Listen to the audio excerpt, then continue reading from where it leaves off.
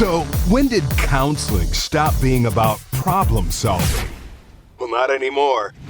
Introducing solution-focused counseling with the unlicensed counselor. And now, here's your host, Steve Moak.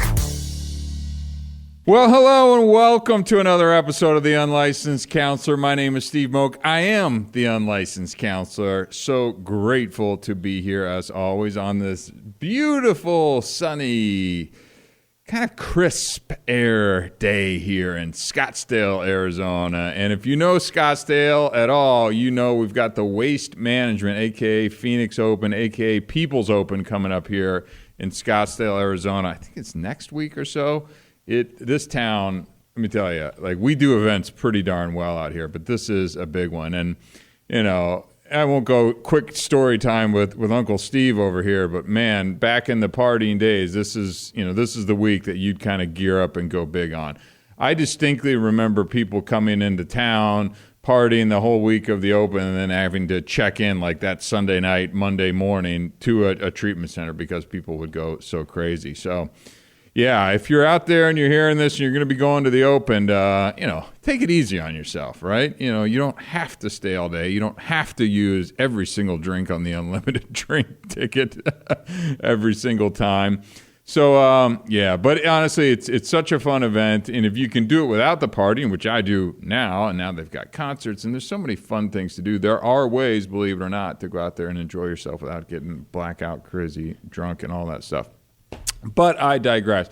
Honestly, like this is the time of year that kind of kicks off spring for me in Scottsdale. I know you're like, well, it's January, not even February yet. This is kind of when I think spring starts for us because now it just goes into perfect. We roll into spring training, right, in February, March, and then we just hit that beautiful time of year out here. But as always, you didn't tune into the Unlicensed Counselor to hear how great Scottsdale is or a weather report of what we got going on here. You're here to talk about kind of some counseling fundamentals, some basics. And today I want to talk about a topic that is near and dear to my heart, as many and most of these topics are, how to not take things so personally, right?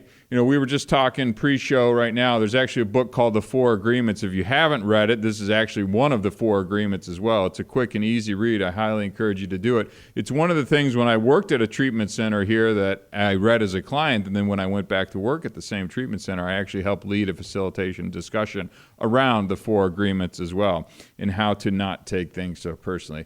Sounds a lot easier than it is in reality. And what I have found in my own life is that when I do take things personally, you know, it creates a lot of unnecessary stress. You know, you get on guard, you get defensive, and it kind of interrupts conversations and prevents you from kind of, you know, having the right type of conversation. So I want to dig into, you know, tips onto how not to take things so personally, and then what to do if you find that you are actually taking some things personally as well, too. You know, just for a recap, you know, it's the first of the year. The Unlicensed Counselor, you know, I went to graduate school, completed all the educational program, and then stopped right at my practicum. So I did all the 3.5 years of coursework and then didn't complete the practicum. So I have some counseling knowledge. But really the point of this, the entire podcast is to give practical, bite-sized counseling information. Let's break it down. Let's keep it simple. You know, what you hear here is not necessarily earth-shattering. But oftentimes we just need to be reminded, you know, we need to hear these things. They need to bubble up to kind of our consciousness about, oh, wow, that's a topic that, yeah, you know what? Last week at work, somebody said something or my friend canceled and it kind of made me feel. So I like to take these little topics, bring them to your attention, and then present them in really a kind of a digestible way. You know, solution-focused counseling is what I always talk about here at the Unlicensed Counselor because in my opinion, you sit down with counselors and all of a sudden everything has to be attached to trauma and dramatic events and you're going back to childhood, and sometimes that's an appropriate way to do things.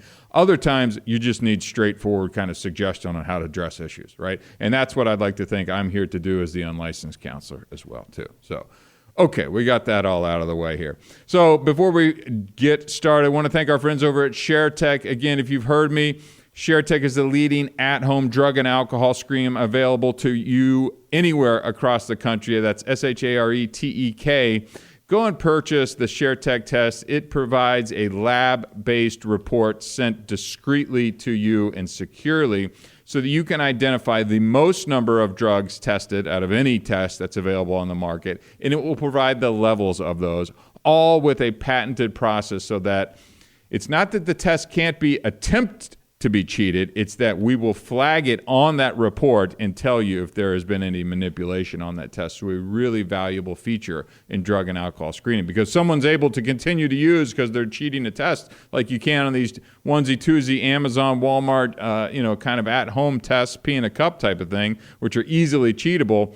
Then you're going to really have a problem if that person's continuing to use or using a drug that's not being tested for, which is a very common practice as well, too.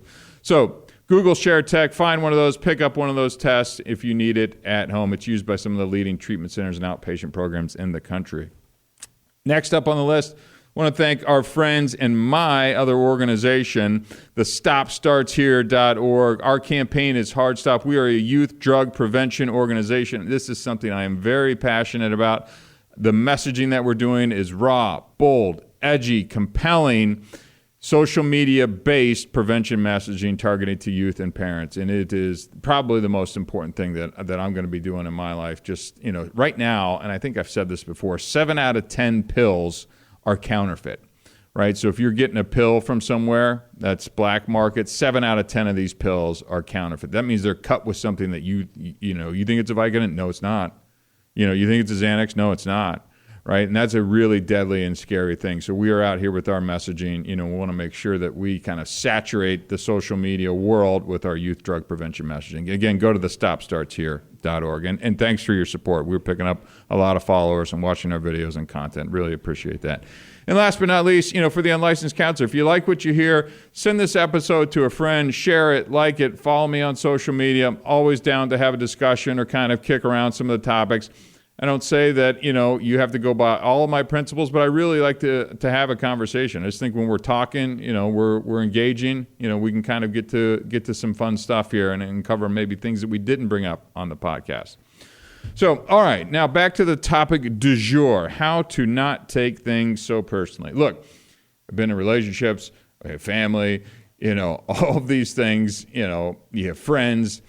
They do things, and a lot of times my initial gut reaction, especially I think when I was drinking and using drugs as well too, is kind of there's that sensitivity. It's that thin skin where it's like somebody would do something or say something or cancel on me or not get back to me, and all of a sudden, that guard goes up, and it's like I noticed myself, and I noticed this more in retrospect than I did really in the moment when I'm kind of looking back and going, yeah, I think I did take a lot of these things personally and really didn't mean to, and still do from time to time. But I'm much better equipped nowadays to notice when I do take things personally, and I can kind of step back in that situation, and I'm shrinking the time that it takes to identify that I'm taking something personally as well too. Whereas maybe I would have never known it before. Now maybe I'll take something personal, but I can kind of within the confines of the conversation go, I think I'm overreacting here. I think I'm taking it a little bit personal, or maybe I need to think about it from their perspective. So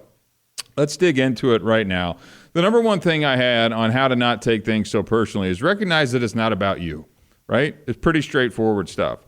So, we want to make sure we understand the importance of people's actions, their words, and they're a reflection of their own feelings, their insecurities, their experiences, rather than a judgment, right, of my worth, of your worth. Right? So here's an example. I'm going to try and provide an example for each one of these two. Your friend cancels plans with you at the last minute. Instead of feeling hurt and thinking that they don't value your friendship, you remind yourself that you have a hectic schedule or other commitments that led to the cancellation, right? That they may have had a hectic schedule or other commitments that led to the cancellation, right? So it's not necessarily about you, right? These are other people. We don't know what's going on in their lives, right? It's real easy to see other people's things in social media or what they have or material things that they may have. You just don't know, right? So let's make sure that we recognize that it's not necessarily about you, right? They have other stuff going on in their life, and that you don't need to take that last-minute cancellation so personally, right? Number 2 on the list. This is one that I have been working on quite a bit.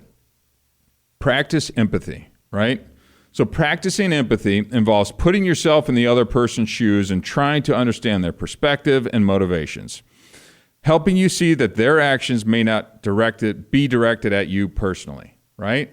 So practicing empathy as these things are coming up. So somebody said something. Here's an example, right?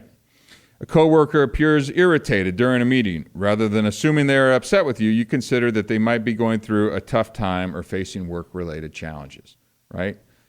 Empathy, understanding, thinking about it from somebody else's point of view, right? These are simple little ways that we can hopefully redirect that initial feeling. And I think it's important to kind of recognize that initial feeling, especially if this is something you've been doing for years or decades, right? And your initial reaction is that guard kind of goes up, or you kind of feel it right away. Let's see if we can just pause and see if you can insert just a little space in between kind of your next reaction, and see if you can throw in one of these things too and be like, oh, okay, maybe I just need to practice some empathy. Maybe they're canceling or doing that because it's something that's going on in their own world. It has nothing to do with you. So kind of separating yourself from this, right? Which leads me to point number 3. Separate fact from the interpretation. So this point encourages you to distinguish between the facts of a situation and your interpretation of those facts. So helping you avoid jumping to conclusions or making assumptions about others' intentions. Example, your partner arrives home late without notifying you. Instead of assuming they're neglecting you, you recognize that traffic delays could be the reason for their lateness, right? So I'm separating the fact from the interpretation, right? And being able to, again, pause, have that kind of sit in your brain for a minute and understand that there may be other things at play here instead of they said they were going to be home at this time, they're not here at this time, they're always doing this time. And then you get into that little spiral thing, right? That little spiral thing.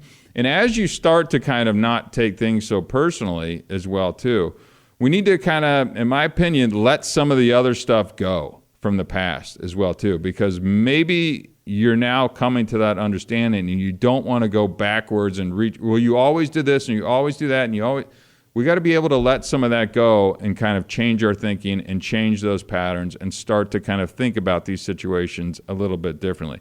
And look, if somebody's late, it irritates me all the time and it kind of ticks me off, especially when you've had conversations with persons about, hey, can we be a little bit more respectful of my time? But then I'll get spun up sometimes and I'm like, they'll tell me a reason and it's a legitimate reason while they're late. And it's like, oh, okay. So I just, potentially almost ruined dinner plans because I was getting ready to get worked up because you were late again or something like that. When really there's legitimate reasons that can and do happen. Number 4, you've heard me talk about this on numerous episodes of the podcast as well. And I think it's one of these principles that applies a lot in kind of the counseling behavioral health world. Avoid mind reading, right? Mind reading involves not assuming that you know someone else's thinking or feelings. Let's make sure that we're asking for clarification or engage in open communication to understand their viewpoint, right? So here's an example. A friend seems distant lately. Instead of assuming they're upset with you, you ask them directly how they're feeling and if something's bothering you. How simple does that seem when I sit here and read it out loud, right? But I know many of us, myself included, you get that little hamster wheel going in our brain and you think of every reason why, could be, should be, maybe, instead of just, hey, is everything all right? How's it going? Is something going on? Can we need to talk about it? Instead of sitting here just guessing what they're thinking and we always, I'll say me. I always insert the worst thing into that in my brain as well too, of what they're thinking. And the reality is it's usually the exact opposite. There's a legitimate thing that's kind of going on that it just happens. And I'm sitting here mind reading, or I expect them to know how I feel and things like that. Or when you say that, don't you know that makes me feel like, whatever that is. And come on, let's stop that. Let's stop trying to do the mind reading thing, right? Let's just have clear, open communication.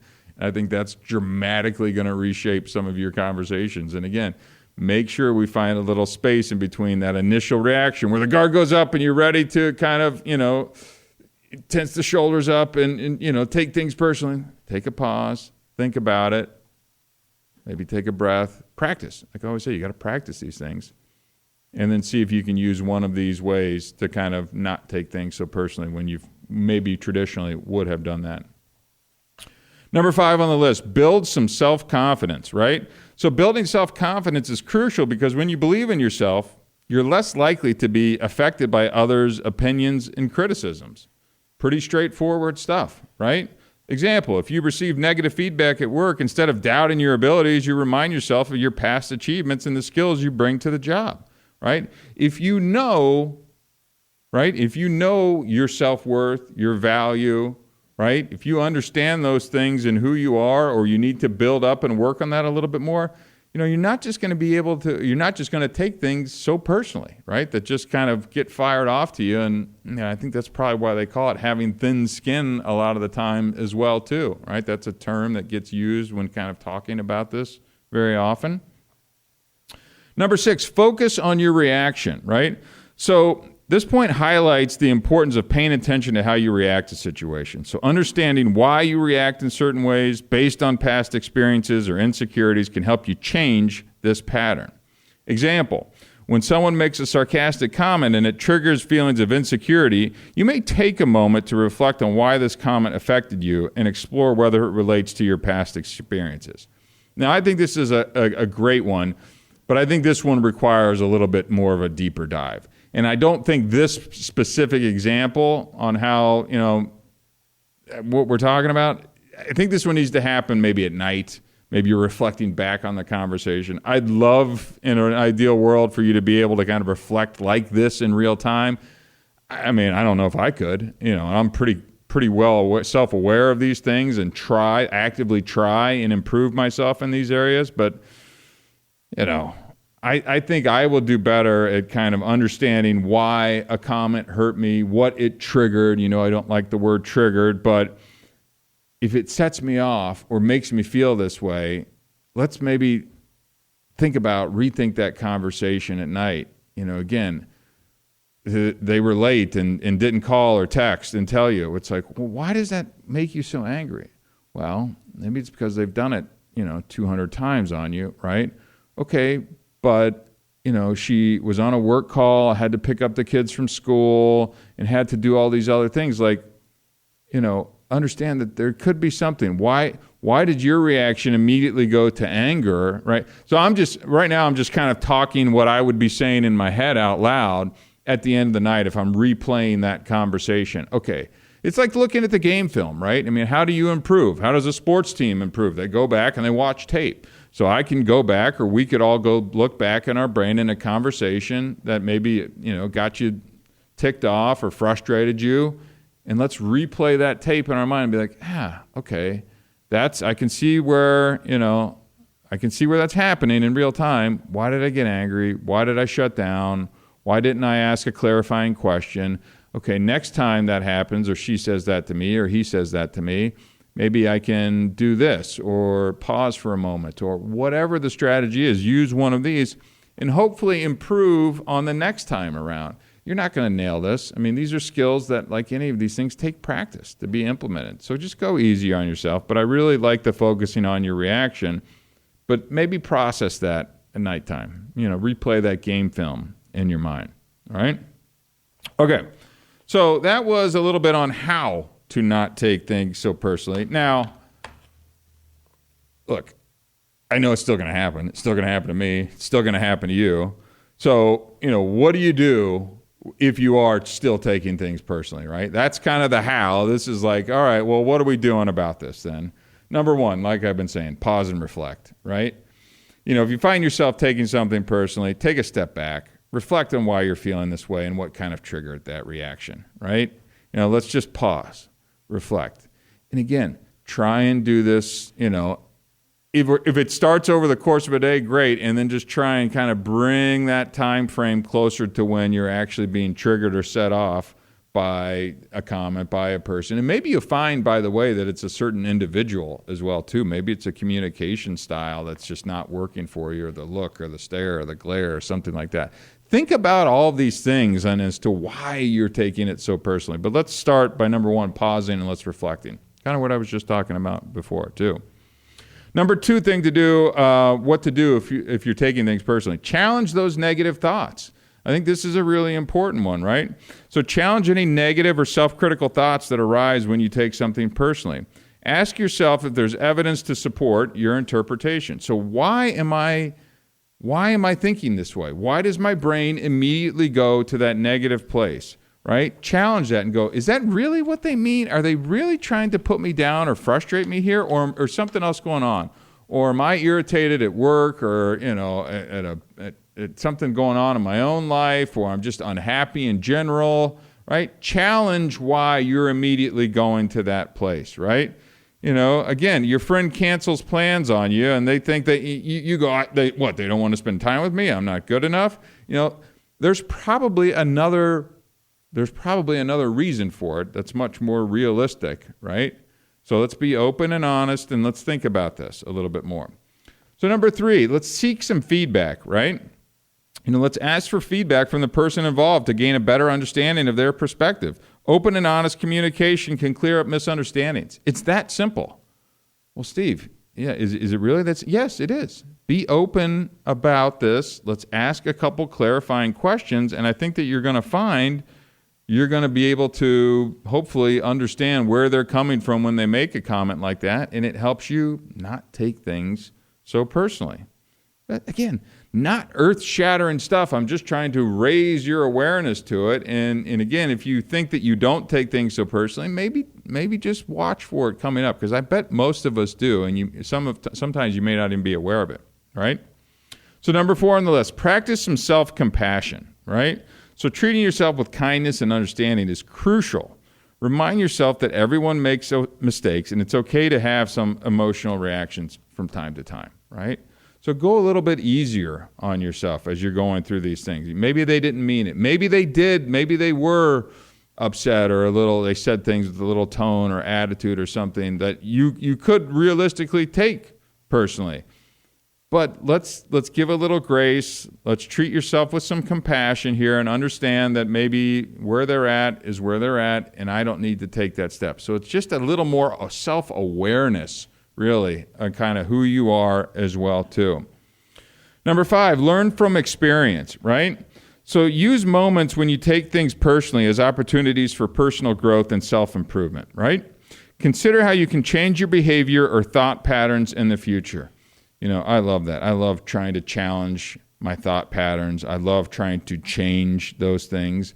So again, if you find yourself in one of those moments, even if you quote unquote fail and you do take something personally in the moment, let's think about that later on in the day, right? Let's go back, replay that game tape, and consider how maybe if that conversation comes up, what could we do a little bit differently next time? How could I change? What could I have said? How could I have responded differently? Maybe I just need to respond slower. Let's think of ways that we could, kind of use that experience and maybe change it for the next time around, right?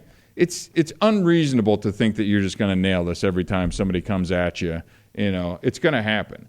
So how can we just improve, right? So learn from the experience. Number 6, let's always consider professional help. If this is something that you really struggle with and it's impacting your life, and honestly, it really can. If you're walking around taking every little comment and thing, personal, you're probably tough to be around, truthfully. And you may actually need to get some professional help, right?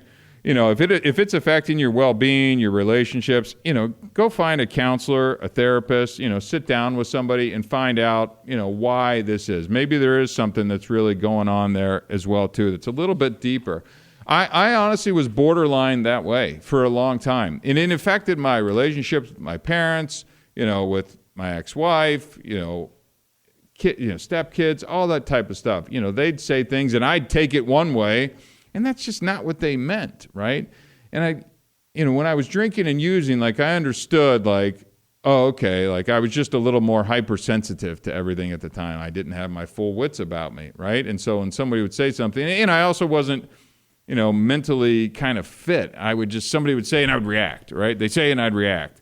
And that was just that pattern that I was trapped in for years and years and years. And now, clear-headed, mentally, spiritually, physically fit, all those things kind of firing all cylinders, I still get it, But I'm much more aware of it, and I'm able to kind of pause in the moment much better now, ask a clarifying question, challenge some of these beliefs, practice a little empathy, and just go, I can see where I could get worked up about that, but I don't think that that's really what they're saying there. But it takes a lot of practice to kind of warm yourself up to kind of going, I mean, they're my friend. They're not going to be putting me down. Or they're my parents. Why would they have that view or opinion on me and things like that? So, a lot of different ideas. I just wanted to kind of put out there for you to start to challenge the way that you think around, just not taking things so personally. It seems like an easy topic. A lot of us say that, nothing bothers me, water off my back, shrug it off, all that kind of stuff. But the reality is it can really make for difficult relationships, challenging situations, and it could just kind of impact your life negatively if you're walking around constantly, taking things personally, getting offended, all of that type of stuff. So, if some of this resonated with you, or maybe there's a person in your life that you feel like maybe this could be a dialogue starter, shoot them over this podcast. Maybe it'll open up a discussion. There's a lot more information if you're out there on the web and want to find it, but I think it's an important topic just because I think all of us do it, even if we don't all admit it, right? So give this podcast a listen. It's 20 minutes. Maybe you can spend a little time with your friend, kind of kicking around some of these, or your wife, and be like, hey, maybe we can evaluate how we're communicating, because I have found that when you say this, it kind of puts me into this mode, and maybe we can improve on it, right?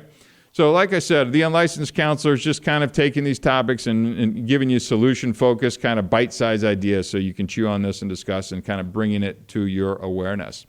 So fun little episode. Wanted to throw that out there. Hope you enjoyed it. If you like it, send it to a friend, share, like, download, all that good stuff. Helps the podcast continue to grow. My name is Steve Moak. I am the Unlicensed Counselor. Till next time, thank you very much.